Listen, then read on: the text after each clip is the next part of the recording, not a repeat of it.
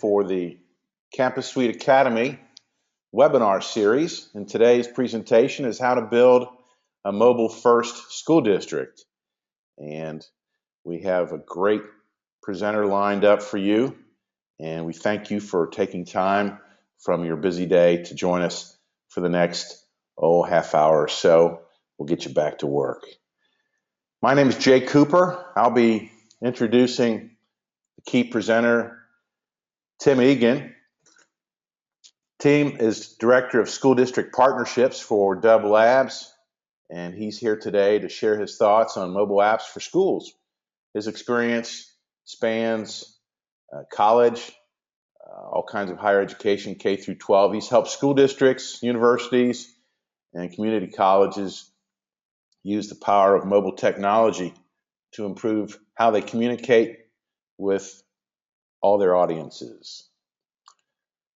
First off, who we are. We're the Campus Suite Academy, and we are the professional development arm of Campus Suite, which is a CMS, content management system for schools and colleges, also known as a website hosting provider. The Academy is designed as an extension to support our mission of helping schools improve communications and therefore improve the outcomes. In addition to today's webinar, we've held past webinars on a variety of topics, and in the future we'll be presenting other popular topics by our own Campus Suite personnel who are expert in web communications, and also some outside speakers such as Tim Egan, who has specific expertise in key areas. Little background on Campus Suite. We are in the website and communications business. We're in Cincinnati, greater Cincinnati, actually across the river in Newport. We've been in business for 15 years helping schools all across the nation make the most out of their website. And the Academy, once again, is committed to kind of our way to give back to education. We feel a more informed marketplace is good for everyone, not only for the school communities, but for the school educators themselves. Some housekeeping items for today's webinar. We will be providing Q&A and addressing those at the end. However, you feel free to ask your questions at any time using the sidebar off to the right there. And so you can submit your questions. We'll get to them in order at the conclusion of the webinar, which, as I said, should take roughly 30 minutes. And we'll have hopefully some good questions from everyone. Also, at the end of the webinar, you'll have the opportunity to get a certificate of completion, which will follow a brief survey, a 3 or 4 question survey, quick checkbox. Let us know how you felt about today's webinar, and we will put together a customized certificate of completion with your name and get that out to you in the email in short order. So stick around for that. Okay, let's dive into today's webinar. How to build a mobile-first school district. And just a reminder, this is really for webmasters, IT directors, PR, communications folks. And we're not going to drill down too deep into the subject matter. However, Tim will explore some of the possibilities and considerations into implementing a mobile app in your school. And without further ado, I'd like to introduce Tim Egan. Well, thank you very much, Jay, and thanks everyone for attending today's webinar. For starters, I'd like to conduct a little poll. I'd be interested in learning more about the digital services your school district currently offers. And those would include a website, your social media, a parent portal, perhaps a notification system, or even a mobile application. We'll just wait a second to view those results.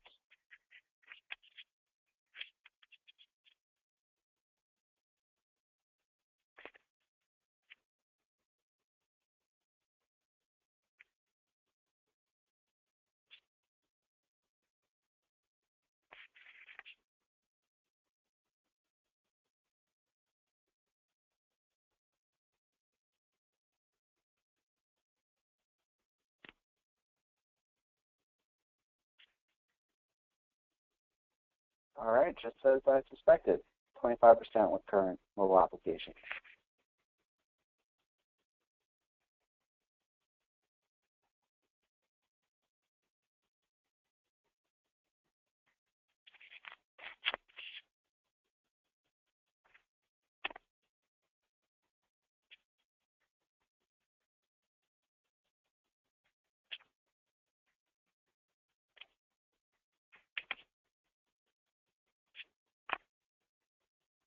There we are. So a little bit about Dub Labs. Dub Labs is a Vienna, Virginia-based company. We've been around for 5 years now, so we've been serving schools since 2008. As a company, we are exclusively focused on mobility for education.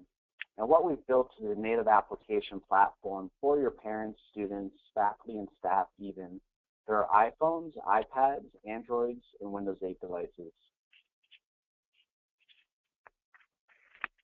So we're going to be covering 4 chunks today. The first chunk is why having a mobile-first strategy is important to your school district. The second part of today's presentation is some practical guidance on putting in place a mobile foundation at your school. And the third thing we'll cover are some tips for managing your school's application. And once we have your foundation in place for a mobile app, you'll need the right tools to track the success of your app.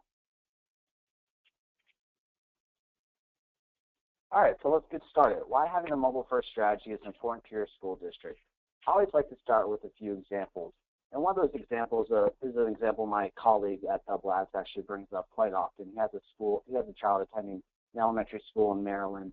And he always brings up how he wishes he could check the school menu prior to going grocery shopping, so that he can know what items are on the menu for that day and all the nutritional facts that are available. And ironically, his school doesn't currently support an application. The second example I like to use is important contact information. So we have busy parents going to and from work activities, family activities.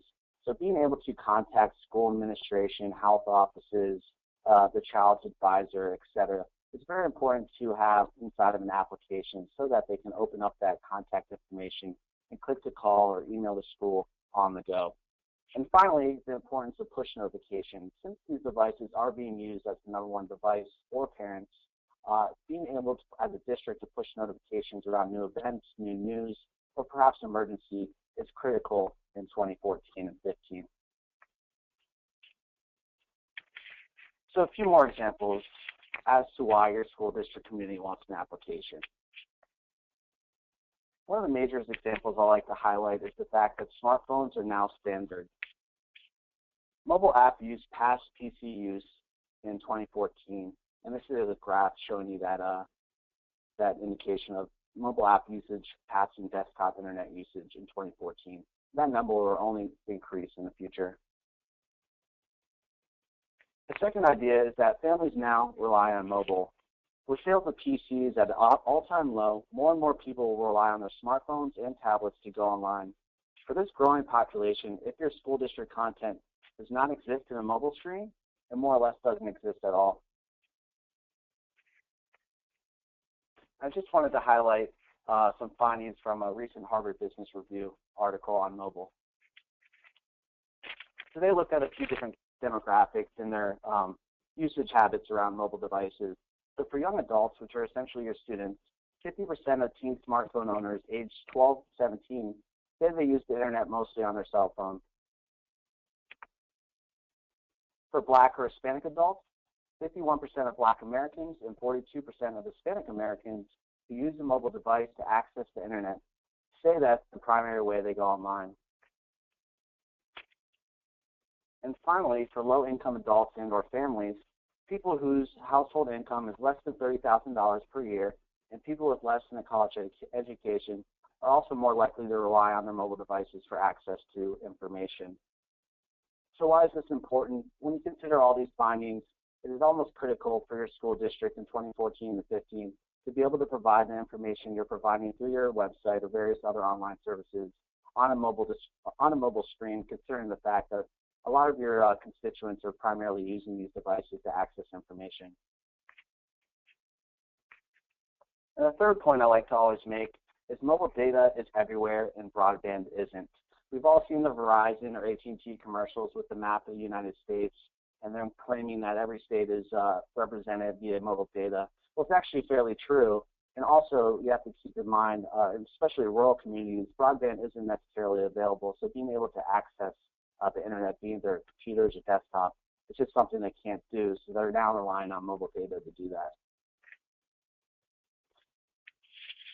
So, with all these findings, it's important to know that it's easier than you think to go mobile. And a couple of reasons as to why. It's become affordable recently for school districts to go mobile. No longer do you have to stand up custom applications for Android devices or iPhone devices. You can use products like the one Dub Labs offers to stand up an application that is available in iTunes or Google Play in a matter of weeks. And as a segue, time to develop is significantly decreased. So instead of spending weeks or even years on a new application, you can develop a mobile application in a couple of weeks or even days. And finally, mobile platforms are able to respond to your evolving needs. So as you need to update your application with new content from the district, you simply will enter that content into self-service sites that will then push to your apps that are located inside of the app stores.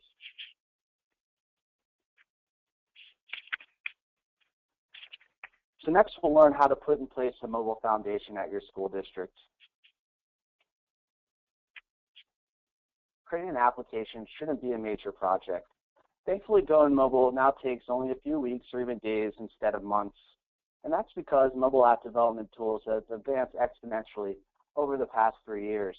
And just to highlight our example, we offer a web-based self-service site, and this self-service site allows you to take content that's being added to your website and quickly enter those into your new mobile application through the various features that are available. So this self-service site allows you to test your new applications as well as distribute them to the app stores in a matter of weeks. And we call those tools cross-platform mobile app development tools. So these tools allow for you to, again, develop applications for iPhones, iPad, Androids, and or Windows from one single interface. You enter your content into the app once, and you can distribute it to all the platforms. And the reason this is great is that it enables smaller teams, smaller districts to create a really robust mobile application experience for your constituents. Whereas a few years ago, mobile apps were primarily the domain of dedicated teams at larger districts. You can now accommodate applications at smaller districts in one single development cycle. So now let's look at some helpful tips for managing the implementation of your school district's mobile application. Generally speaking, across the schools we work with, a project team consists of around 1 to 3 individuals, and this of course depends on the size and resources available at your school district. The team members that will typically be included on the project include a design point of contact. So this person excels in style and design. They have a great aesthetic taste and know your style and brand book inside out. They'll be responsible for adding your branding to the application, your logo, assigning icons to the various modules, and choosing the color scheme you want to lay out. The second project role is generally our content point of contact. So this person knows your institution stakeholders and is great at making sure they are all represented in the application. Generally, we recommend that this person is your project manager. It includes all the departments in the decision-making process. They'll know where the news source is coming from, your events calendar, how to upload maps for the various buildings at your district. And at the end of the day, they're the ones that determine which features are included in your application as well as which features are excluded from your application. And then finally, your IT point of contact. So this person knows the ins and outs of your software. They're primarily responsible for providing the connection information for each of the district portals you offer, whether that's a faculty and staff portal, your parent portal, or even a student learning portal.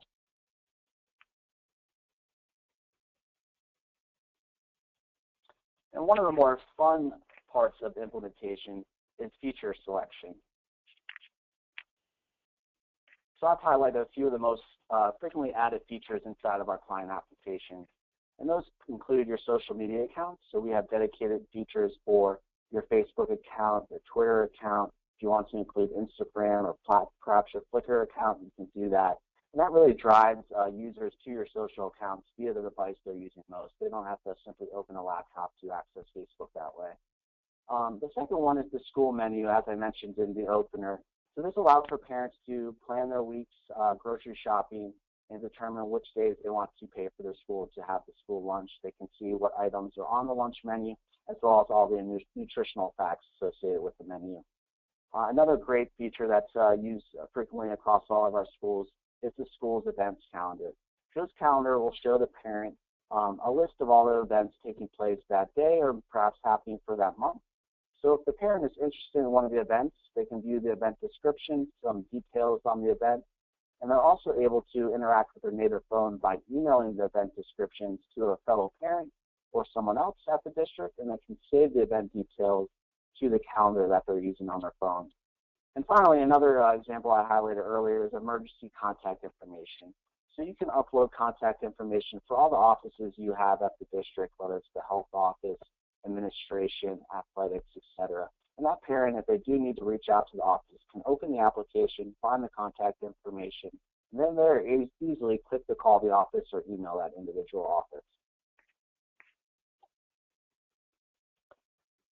Creating and gathering content. So this is another part of your implementation of your application. So generally, your project manager will contact all the departments that want to be represented in your new application.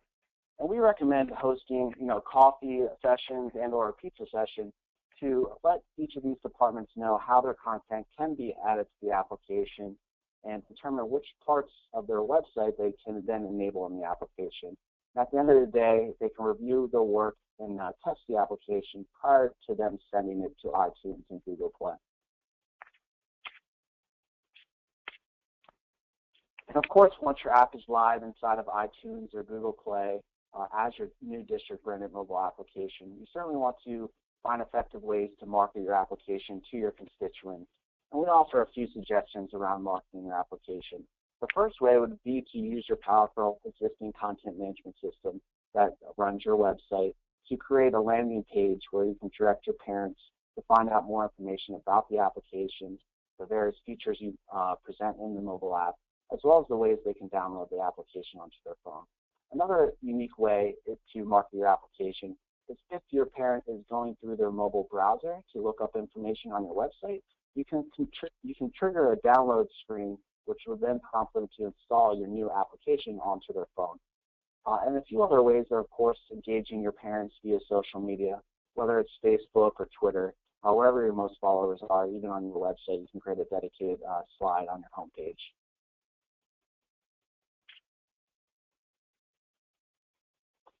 And after you go live inside of iTunes and Google Play with your brand new district mobile application, you'll of course want to monitor the success of your school's mobile application. And the great thing that a lot of modern app development tools offer are access to analytics. So you can get together as a group, your superintendent, your IT director, your marketing department, to review your app statistics. And what we do at Dub Labs is track user activity. So you're able to check which features your parents are accessing most frequently, whether it's the events module, your notification center, sports information. And you're able to also review comments they're making inside of the app stores, whether it's a parent saying, hey, this is a great application, but we'd like to see this feature added. So part of the review process is meeting, whether it's weekly, monthly, whatever you have time for, to review your app statistics so that you know how to improve the application with your new mobile partner.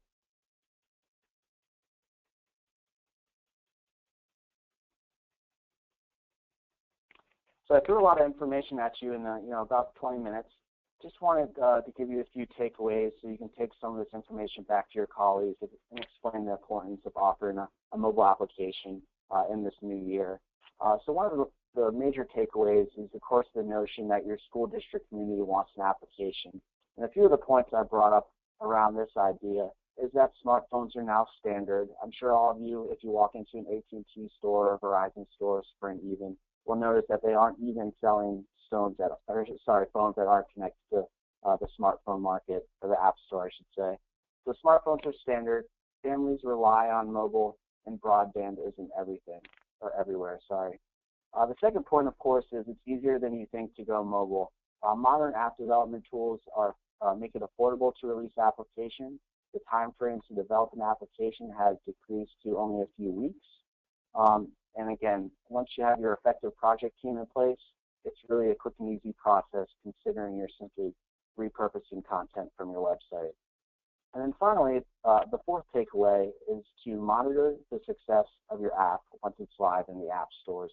So you can meet as a group, again, to keep track of your user data, the app performance data, and all the comments your parents are making inside of the app stores. And the last poll, which I'm sure most of you are doing throughout the presentation today, was considering your own smartphone usage. So we'd like to quickly find out if you have a smartphone, how often you use the smartphone, whether it's a couple times a day, several times a day, or if you're like me, it's probably way too much and very embarrassing.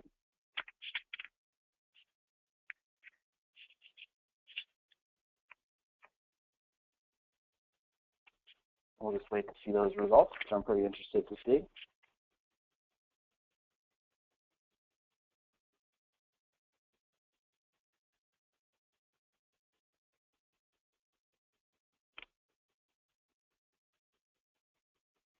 Just as I suspected, 45% say they use their smartphone way too much. Or hopefully you're not using it too much at work. That's the major concern. But so thanks everyone. That more or less makes up the presentation today. You'll find my contact information at the end of the slides here.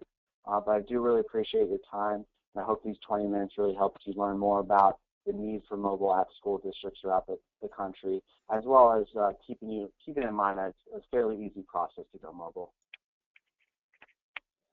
Tim, thank you very much, and thank you, registrants, for hanging in there on today's webinar. We do have some questions, and several of them. For example, want to get to those right now.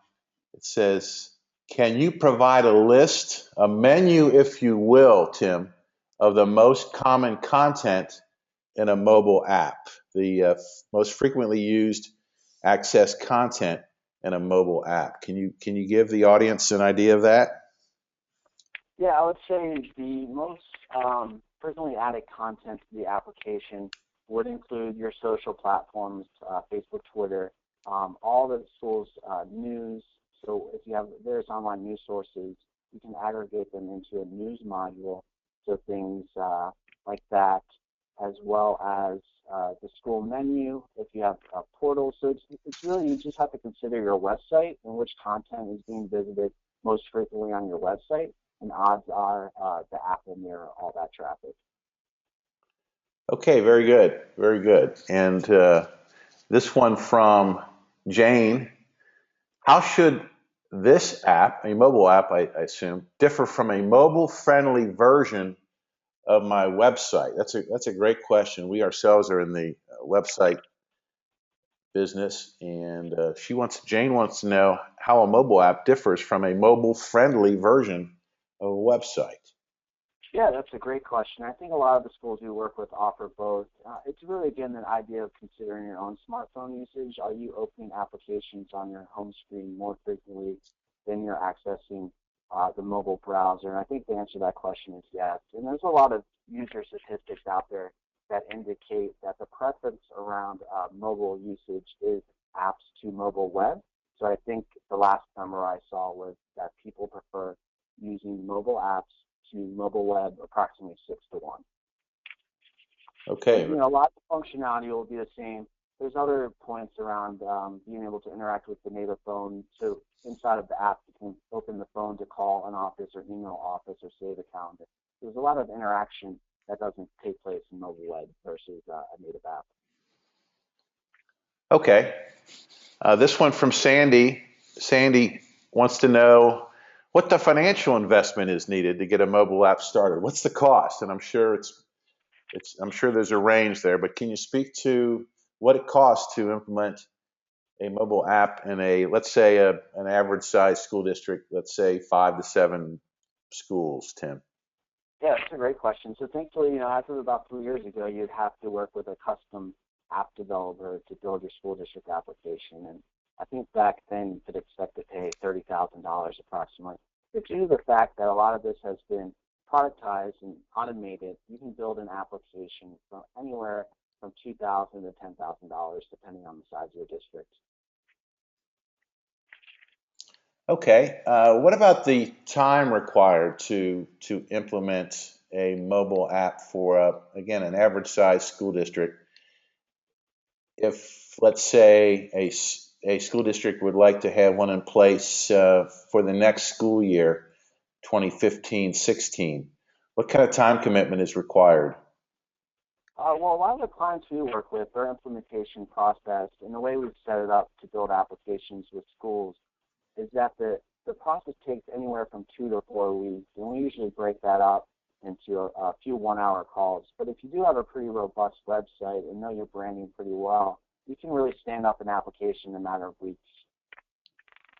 Okay, that's encouraging to know. Here's one from Nancy. We've developed our own app, I guess a homegrown mobile app.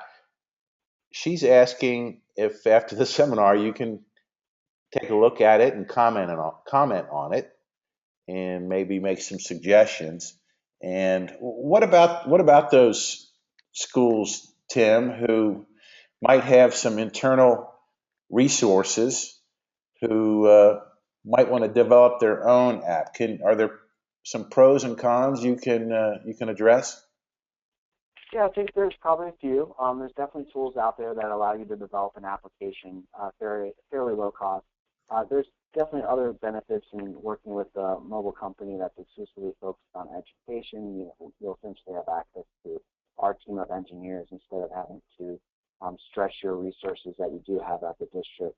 So a few other, differences would be that, we'll develop tablet versions of the application or respond to evolving mobile trends that's just simply hard for a one-person app developer to do. Yes, and with technology evolving as quickly as it is, it's no doubt advisable to go with uh, an outside consultant at least to help you navigate the mobile app world.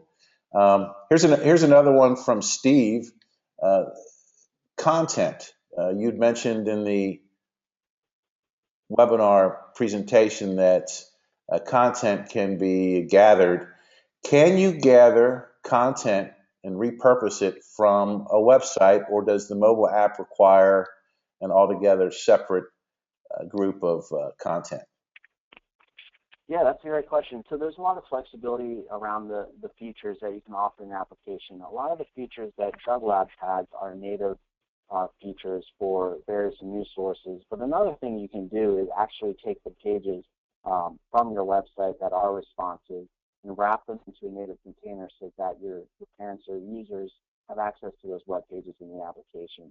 So there's a couple ways you can enable features, and there's a lot of ways you can categorize features as well. The schools will create categories of features or content for parents only, faculty only, students only. So you really can customize the application based on the way you're delivering content on your website. Okay, great. That's about all the time we have. If we did not get to your questions, I will be forwarding all of your questions on directly to Tim, and I'm sure he'll follow up and get back to you.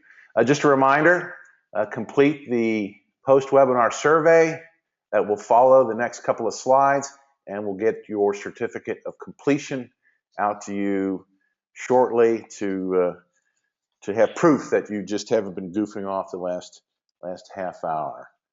Again, thanks to Tim Egan of Dub Labs. There's his email address, tim.egan@dublabs.com. You can reach him directly if you have some specific questions that we did not get to today. And then just a reminder, the Campus Suite Academy has some upcoming webinars to be scheduled on the following topics: social media best practices, E-rate funding. There's a lot changing on the E-rate horizon and the landscape. And then Google Apps for Education. Those dates and times will be announced, so stay tuned for those. And finally, thanks again for your time. We know your time is precious, and we thank you for attending. You can follow us on any of the social media. You can share information. We got a great blog up there you can check out, and you can bookmark our website and come back to us. So let's get social. And as Tim Egan might